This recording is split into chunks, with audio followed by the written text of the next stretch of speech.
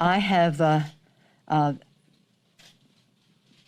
am calling for the resignation of the Chief of the Capitol Police, Mr. Sund, and I have received notice from Mr. Irving that he will be submitting his resignation.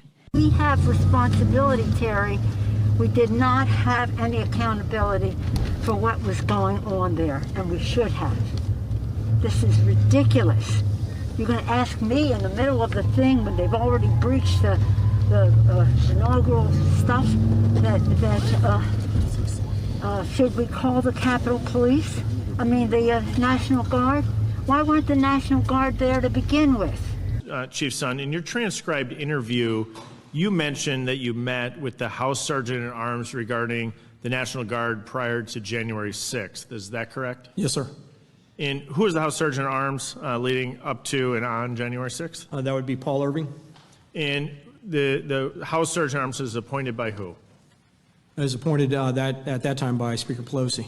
And in your transcribed interview, you mentioned that when you first brought up the National Guard to the House Sergeant at Arms in the days leading up to January 6th, that Mr. Irving said he, quote, didn't like the optics, end quote. Is that correct? Why weren't the National Guard there to begin with?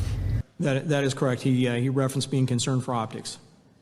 And on January 6th, when you went to Mr. Irving to get his approval to call in the Guard, Mr. Irving said he would, quote, run it up the chain. Is that correct? Yes, sir. That was a telephone call. I didn't see him in person when I first made that request. The House Sergeant at Arms is considered probably the most senior security official on the House side. When Mr. Irving says he has to, quote, run it up the chain, end quote, what did that mean? I took that to mean his leadership chain.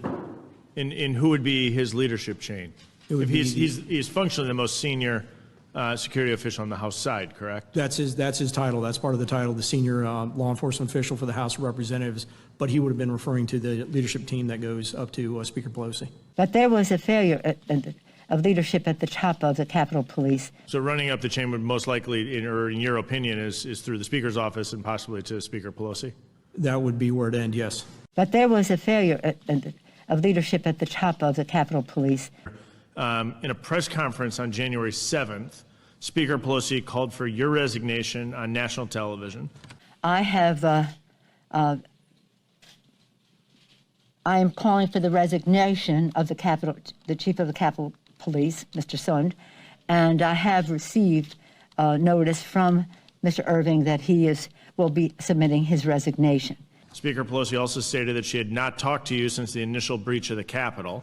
And I think Mr. Sund, he hasn't even called us since this happened. But according to your transcribed interview, you were on the phone with Speaker Pelosi a few times. Can you explain that discrepancy?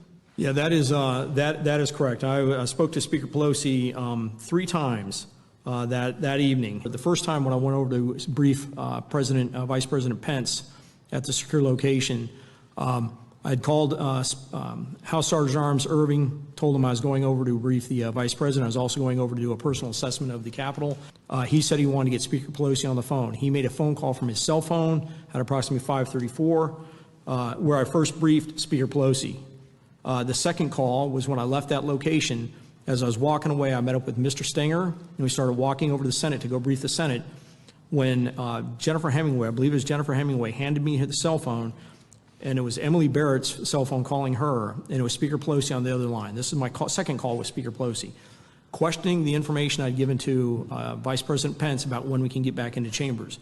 Call number 3 was 6:25 p.m. I was over at the Senate, and on a cell phone using Robert Karam's cell phone, they dialed leadership, who was over off-site at a secure location, and I briefed all of leadership of the plans to get them back into chambers. That would have been call number 3 with Speaker Pelosi.